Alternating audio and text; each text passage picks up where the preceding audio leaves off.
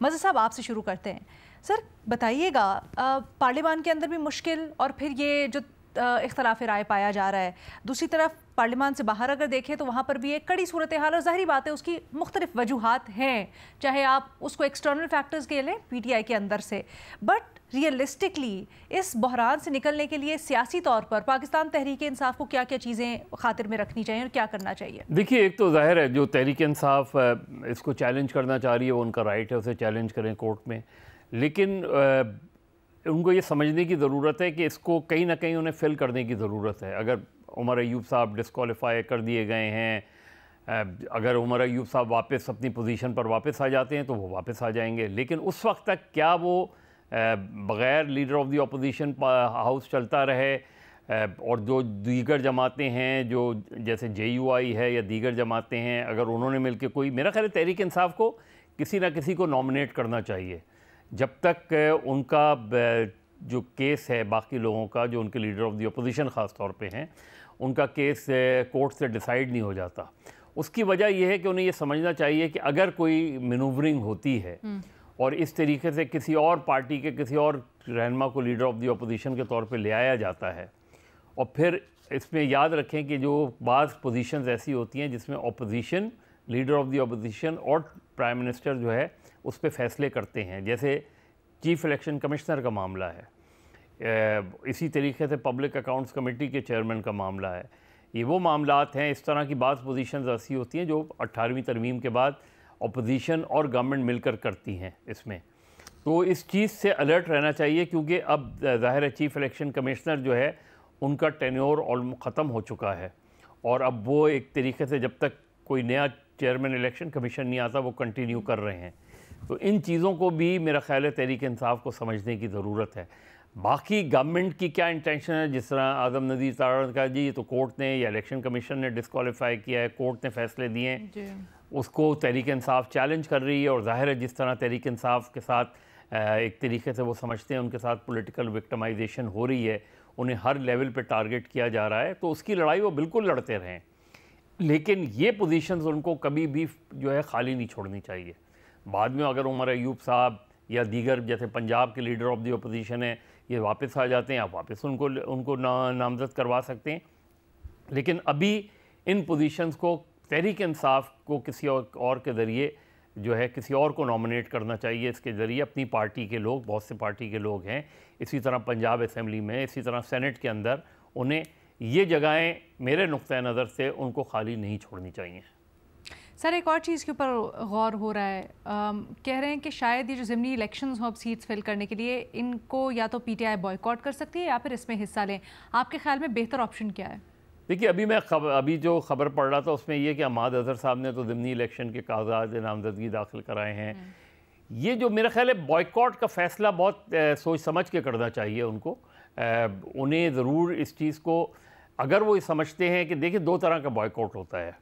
ایک طرح کا بوائیکاٹ ہم نے دیکھا تھا جب 77 میں ہوا تھا، تو وہ افیکٹو بوائیکاٹ تھا، اس میں واقعی نہیں نکلا، ووٹر باہر نہیں نکلا.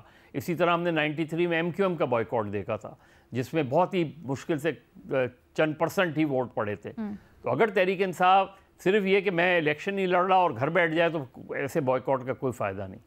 یا تو وہ بوائیکاٹ کو پھر افیکٹو بنائیں کہ لوگ نکلیں ہی نہیں ووٹ ڈالنے کے لیے، یا بہت ہی کم % پہ ووٹ ہو، یا یہ کہ انہیں کانٹیسٹ کرنا چاہیے اگینسٹ آل آڈز، اور بتانا چاہیے جس طریقے سے آخر 8 فروری کا الیکشن جو تھا، تحریک انصاف کو ہر قسم کی پابندیوں کا سامنا تھا نا. ان کا الیکشن سمبل نہیں تھا، پارٹی کو مشکلات کا سامنا تھا، لوگ انڈر گراؤنڈ تھے، لیکن ان کے ووٹر نے جا کے ووٹ دیا. تو تحریک انصاف کو یا تو اس ٹیکٹس کی طرف جانا چاہیے، ان چیزوں کی طرف جانا چاہیے. بوائیکاٹ کرنا فیصلہ کرنا بہت آسان ہوتا ہے، بوائیکاٹ کو افیکٹو بنانا ذرا مشکل ہوتا ہے، اور وہ چیلنج تحریک انصاف میرا خیال ہے پورا نہیں کر پائے گی افیکٹو بوائیکاٹ کا. میرے نقطۂ نظر سے تو انہیں کانٹیسٹ کے لیے کوشش کرنی چاہیے. افیکٹو بوائیکاٹ کیا ہوتا ہے صاحب؟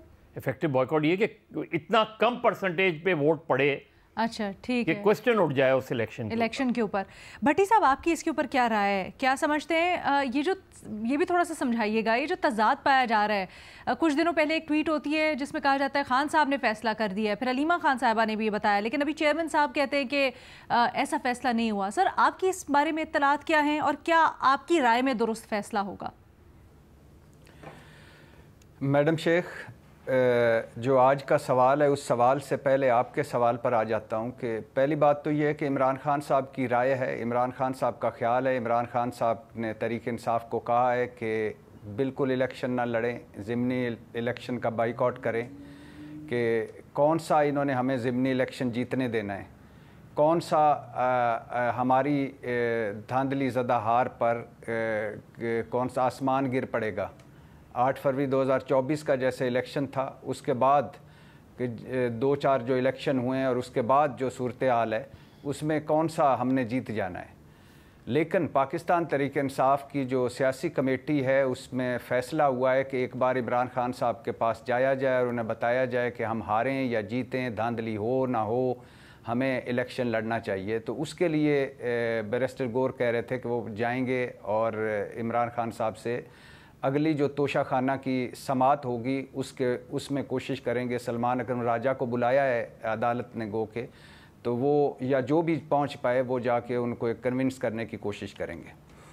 दूसरी बात मैडम शेख, आपका जो सवाल है, माशाल्लाह माशाल्लाह माशाल्लाह हमारी सोहनी ते प्यारी और अनोखी जमहूरियत, माशाल्लाह हमारी अदलिया, माशाल्लाह हमारा मेरिट, माशाल्लाह हमारी हक की फ़तह, माशाल्लाह इंसाफ जिंदाबाद, माशाल्लाह पार्लियामेंट का तकद्दुस पाइंदाबाद, माशाल्लाह मुल्क की सबसे बड़ी सियासी जमात, माशाल्लाह मुल्क की सबसे बड़ी सियासी जमात और की अपोजिशन लीडरशिप या पार्लिमानी टीम सज़ा याफ्ता हो चुकी है, नाअहल हो चुकी है।